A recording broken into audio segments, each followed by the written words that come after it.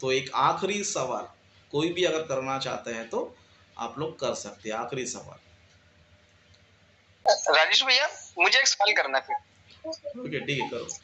राज आवाज आ- जी जी जी। राजेश भैया, मैं एक जरा चुप करे, शोर ना करे जाए। राजीव भैया, एक बार ना मैं उनसे बात कर रहा था तो उन्होंने एक सवाल किया था, जो जो यहूदी बने हुए ना, अपना असलम भाई के जो ग्रुप में थे, कोई भाई थे, उनसे मैंने बात किया तो वो कह रहे थे जो ये जो खतना है ना, तो ये हमें करना चाहिए। तो जो पलूस जी थे ना, उन्होंने एक मिसाल दी थी मुझे, जैसे पलूस जी है ना, तो जो पलूस जी के जो साथ जे उनके जो चेले थे ना पलूस जी के, तो पलूस ने भी खतना किया था, तो पलूस ने अपने चेले का भी खतना कराया था। तो ये अगर पलूस ने किया तो पलूस ने अपने चेले का भी खतना किया, हमें भी कराना चाहिए। तो ऐसे करके वो मुझे समझा रहे थे। तो राजीव भैया, हमें खतना करना लाजमी है? तो अगर पलूस ने खतना किया तो पलूस ने अपने चेले का भी खतना कराया, तो क्या हमें भी कराना चाहिए? तो ऐसे करके वो बता रहे थे। तो उसका आप मुझे जरा समझाते राजीव भैया। Okay, very good. तो हीरा ब्रदर का सवाल ये है कि क्या हमें खतना करना चाहिए या नहीं करना चाहिए करके इसके बारे में उन्होंने पूछा है। क्योंकि असलम जी के चर्च के लोगों ने या फिर उनके टीम के लोगों ने जो है ये बताया कि पौलुस ने भी खतना किया है, इसलिए हमें भी करना चाहिए। और पौलुस ने जो है और एक व्यक्ति का भी जो है खतना कराया है, इसलिए हम भी करना चाहिए करके इस तरह जो है कुछ भाइयों ने जो है हीरा ब्रदर को बताया। सबसे पहले बताना चाहता हूँ कि पौलुस ने जो है खतना जो है मसीह में आने के बाद नहीं किया है। ओके, मसीह में आने के बाद नहीं किया है। ओके, मसीह में आने से पहले ही उन्होंने खतना किया है। क्यों बोलेगा तो पौलुस भी कौन है? यहूदी है, यानी कि इजराइली है। ओके, तो इजराइल में क्या होता है, जो इजरायली लोग हैं वो अपने बच्चों को क्या करते हैं? 8 दिन, ओके, 8 दिन में क्या करते हैं? उसका खतना करते हैं। तो ये इजरायलियों का परंपरा है। तो पौलुस ने जो है मसीह में आने से पहले उन्होंने खतना किया था, मसीह में आने के बाद नहीं। ओके, और उस तरह बाइबल में हम देखेंगे, समझो जब ये पहली सदी में, फर्स्ट सेंचुरी में हम देखेंगे, समझो पौलुस ने खुद जो है कई सारी बातें जो है बताया है खतना के बारे में, जो है कई सारी बातें जो है बताया कि खतना जो है जरूरी नहीं है। ओके, खतना जो है ज़रूरी नहीं है। आपको खतना करना इतना इम्पोर्टेंट आपके लिए बिल्कुल भी क्या नहीं है, बिल्कुल भी नहीं है। करेंगे तो भी आपको ऐसा कुछ फ़ायदा होने वाला नहीं है, और नहीं करेंगे तो आपको कुछ नुकसान होने वाला नहीं है। जैसे कि हम लोग जो है बाइबल में हम देखेंगे। ओके, बाइबल में हम देखेंगे, गलातियों की पत्री में ही होगा। मैं ज़रा उसको देखता हूँ।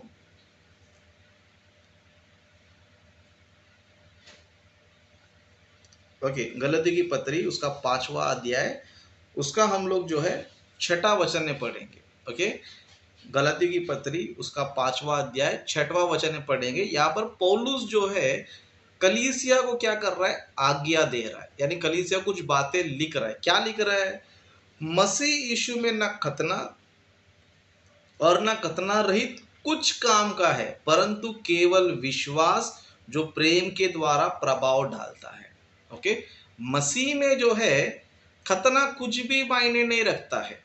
ओके, और ना खतना रहित कुछ काम का है, मतलब आपको उससे कुछ लेना देना ही नहीं है, आपको कुछ से ना कुछ बेनिफिट है, ना आपको कुछ उससे लाभ है। मतलब खतना कराओगे तो मसीह में आपको कुछ भी इसमें लाभ नहीं है, कुछ भी उसमें जरूरी बिल्कुल भी नहीं है। अभी ये कौन बता रहा है? पौलुस ही बता रहा है। ओके, लेकिन जो हीरा भाई को जिस भाई ने बताया कि पौलुस ने भी किया है, लेकिन वो बहुत चालाकी से क्या कर रहा है? तुमको फंसा रहा है। ओके, चालाकी से क्या कर रहा है? फंसा रहा है। क्योंकि मसीह में आने के बाद पौलुस ने ना खतना किया, ना कलीसिया में किसी को सिखाया कि तुम खतना करो। लेकिन पौलुस ने क्या सिखाया? मसीह में ना खतना कुछ है, ना खतना रहित कुछ है। दोनों में कुछ फायदा नहीं है, लेकिन किससे फायदा है?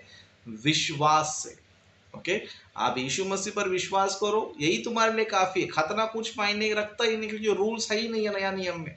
वो कहाँ का था बोलेगा तो ओल्ड टेस्टमेंट का है, और वो भी हम कहाँ देख सकते हैं बोल तो अब्राहम के समय में हम देख सकते हैं। ओके, खतना जो है एक्चुअली देखा जाएगा तो ओल्ड टेस्टमेंट का भी नहीं है, लेकिन वो अब्राहम से चला आ रहा है।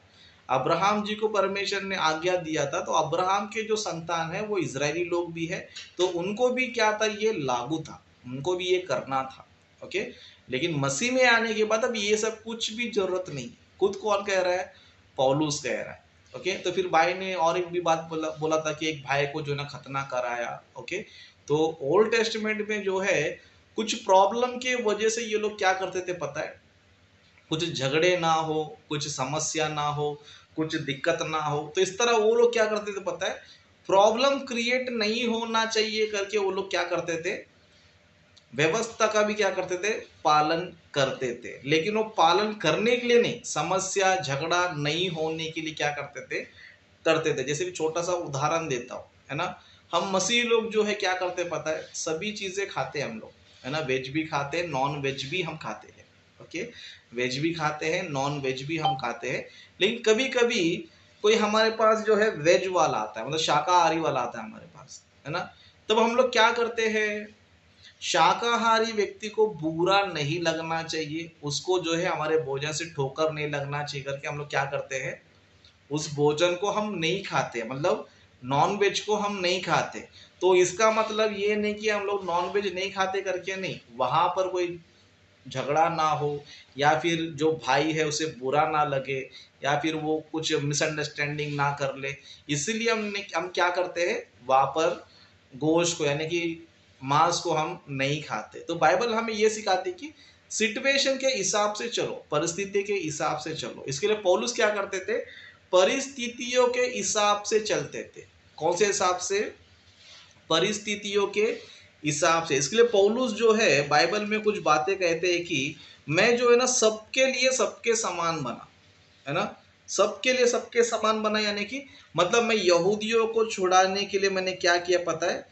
यहूदियों जैसा बना। जैसे कि बाइबल में हम देखेंगे पहला कुरिन्थियों, ओके, बाइबल में देखेंगे पहला कुरिन्थियों उसका 9 अध्याय, ओके, 9 अध्याय उसका 19 वचन से हम पढ़ेंगे। ओके, 19 वचन से पढ़ेंगे। यहाँ पर इस तरह लिखा है, क्योंकि सबसे स्वतंत्र होने पर भी मैंने अपने आप को सबका दास बना दिया है कि अधिक लोगों को खींच लाओ।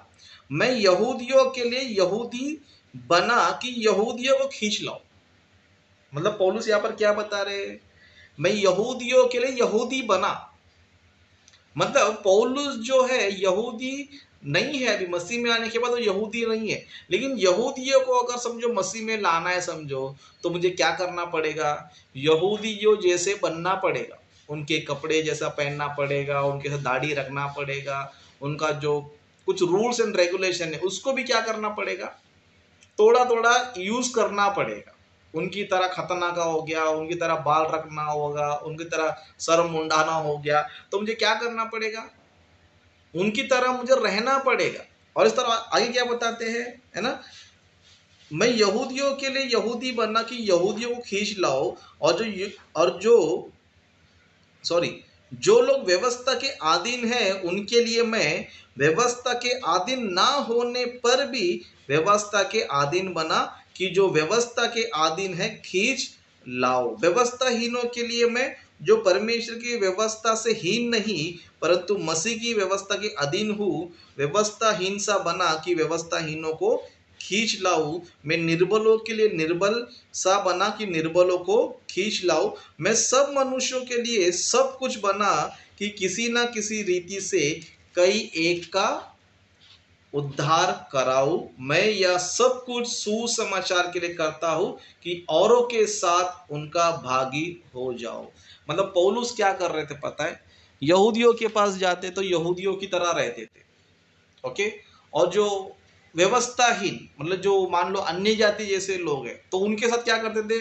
अन्य जातियों की तरह रहते थे। और जो निर्बल है उनके साथ कैसे रहते थे? वो भी निर्बल की तरह रहते थे, मतलब सबके साथ सबके जैसा रहते थे। ओके, क्यों?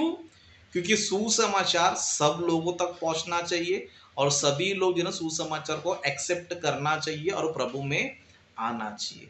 तो प्रभु में उनको लाना चाहिए, तो उनके पास जाओगे तो उनके जैसा तुम रहना पड़ेगा, उनके जैसा तुमको दिखना पड़ेगा, तब जाके तुम क्या कर सकते हो, उनको तुम क्या कर सकते हो, उनको बाहर तुम ला सकते हो। ओके, तो बाइबल को हम पढ़ते हैं तो बाइबल जो है हमें बहुत सारी चीज़ें बताती है। ओके, बहुत अद्भुत बातें हमें बताती है, लेकिन ये असलम जैसे लोग, इनके टीम जैसे लोग बाइबल की बातों को समझ नहीं सकते हैं, बाइबल की गहराई इनको पता नहीं है। तो इसके लिए क्या करते हैं, ये लोग वचनों को तोड़ मरोड़ करके उल्टा सीधा पेश करते हैं। ओके, लेकिन बाइबल हम देखेंगे तो पौलुस ने खतना जो है मसीह में आने से पहले किया था, लेकिन किसी का खतना अगर किया होगा समझो तो मजबूरी के लिए किया होगा, क्योंकि व्यवस्था के जो अधीन है उनको बाहर निकालने के लिए व्यवस्था के अधीन बना। ओके, तो पौलुस जो है व्यवस्था को मानता नहीं था, लेकिन व्यवस्था में जो लोग अधीन है उनको छुड़ाने के लिए व्यवस्था का पालन करने वाला जैसा बना। तो ये जो है इसका जवाब है। ओके, तो अंत में 2 लाइन कहना चाहूँगा कि व्यवस्था में जो विधि है, खतना है, दिन महीने वर्ष है या फेस्टिवल्स है, इन सारी चीज़ों को मानने की हमें ज़रूरत नहीं है, क्योंकि परमेश्वर हमें इस समय क्या कर रहा है, विश्वास से हमें धर्मी ठहराता है और विश्वास के द्वारा हमें जीवित रखता है। तो इसीलिए व्यवस्था को हम चाह कर भी फॉलो नहीं कर पाएंगे। ओके, व्यवस्था को चाह कर भी फॉलो नहीं कर पाएंगे, तो परमेश्वर ने हमारे लिए जो योजना मसीह में रखा है उसी को एक्सेप्ट करना हमारा फर्ज है, हमारा कर्तव्य है, और यही हमारे लिए लाभदायक है। ओके, तो आशा करता हूँ कि हीरा ब्रदर के प्रश्न का भी जवाब मैंने दे दिया है। ओके, तो यही पर हम समाप्त करते हैं।